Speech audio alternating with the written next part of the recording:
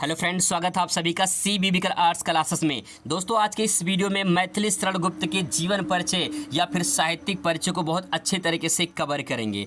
इस प्रश्न को बहुत बार पूछा गया है। आप यहाँ पे देख सकते हो 2007 से लेकर 2023 तक लगातार पूछा गया है। कहीं पे स्किप नहीं हुआ है। यहाँ पे सिर्फ 2021 में नहीं पूछा गया है क्योंकि 2021 में बोर्ड पेपर ही नहीं हुआ था, लोग प्रमोट हुए थे। ठीक है, तो इसके लिए दोस्तों आपको यहाँ पे समझना चाहिए कि ये प्रश्न बहुत ही इंपॉर्टेंट लगातार पूछा गया है। आपको बस इतना समझना है, जीवन परिचय और साहित्यिक परिचय में थोड़ा सा अंतर क्या होता है। जीवन परिचय करना होता है कि जीवन के बारे में इंट्रोडक्शन देना, और साहित्यिक परिचय मतलब ये होता है कि हिंदी साहित्य में मैथिली शरण गुप्त का क्या योगदान था, क्या भूमिका था।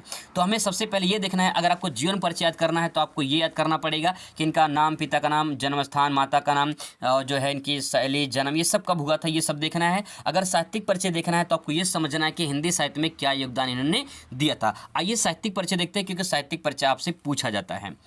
मैथिली शरण गुप्त बाल्यावस्था से ही काव्यात्मक प्रवृत्ति के विद्यमान थे।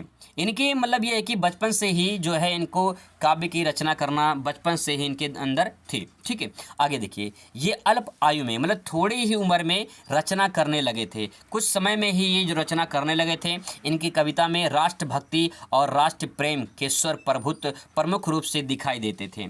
तो दोस्तों, इनकी जो कविता होती थी इनमें राष्ट्रभक्ति और राष्ट्र प्रेम की भावना झलक दिखाई देती थी। तो ये योगदान है इनका। देखिए, साहित्यिक परिचय मैंने को बताया कि हिंदी साहित्य में, कि हिंदी साहित्य में इनका क्या योगदान था, यही साहित्यिक परिचय में लिखना होता है। ठीक है, आगे देखिए, यहाँ पे दिखाई देता है। इसके बाद इसीलिए हिंदी साहित्य के विद्वानों ने इन्हें राष्ट्र कवि के नाम से संबोधित किया। तो राष्ट्र कवि की जो उपाधि है वो किसको मिला है? मैथिली शरण गुप्त को मिला है। क्यों मिला है? क्योंकि राष्ट्रभक्ति या फिर राष्ट्र प्रेम संबंधित जो है कविताएं लिखते थे। आगे पैराग्राफ चेंज करके लिखेंगे और उसमें लिखेंगे, गुप्ता जी आधुनिक युग के श्रेष्ठ कवियों में से एक समझे जाते हैं। इनकी प्रारंभिक रचनाएं कलकत्ता से प्रकाशित होने वाली पत्रिका वैशोपकारक प्रकाशित हुई थी। इनकी जो प्रारंभिक जो रचना थी वो कलकत्ता से प्रकाशित हुई थी और वैशोपकारक जो है ये प्रकाशित हुई थी।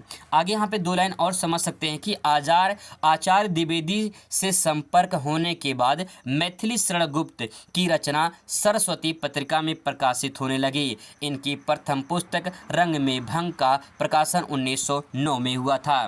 तो दोस्तों, ये है इनका योगदान कि हिंदी साहित्य में इन्होंने क्या योगदान दिया था। इस पे आपको जो है मिलेगा 3 नंबर। अब जीवन परिचय 5 नंबर का होता है, 2 नंबर मिलेगा आपको यहाँ से, जो इसकी रचनाएं होती हैं, जो कृतियाँ होती हैं।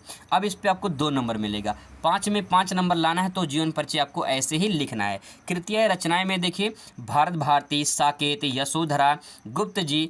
इसके बाद गुप्त जी की जो अन्य पुस्तकें हैं जैसे कि झंकार या फिर सिद्धराज, पंचवटी, पृथ्वीराज, द्वापर, कुणाल गीत, ये सब क्या है? इनकी रचनाएं हैं। अगर हम साहित्य में स्थान देखें तो आप 2 लाइन ले सकते हैं कि मैथिली शरण गुप्त का साहित्य में उच्च स्थान है, क्योंकि इन्हें क्या कहा जाता है? राष्ट्र कवि कहा जाता है। तो आप ये पॉइंट यहाँ पे ऐड कर सकते हैं। तो दोस्तों, अगर जीवन परिचय आप इस प्रकार से लिखते हो तो बहुत अच्छे तरीके से आपको जो है पूरा नंबर मिलेगा और पूरा का पूरा जो है आपका परसेंटेज भी अच्छा बनेगा। मिलते हैं नेक्स्ट वीडियो में नए टॉपिक के साथ। Thanks for watching.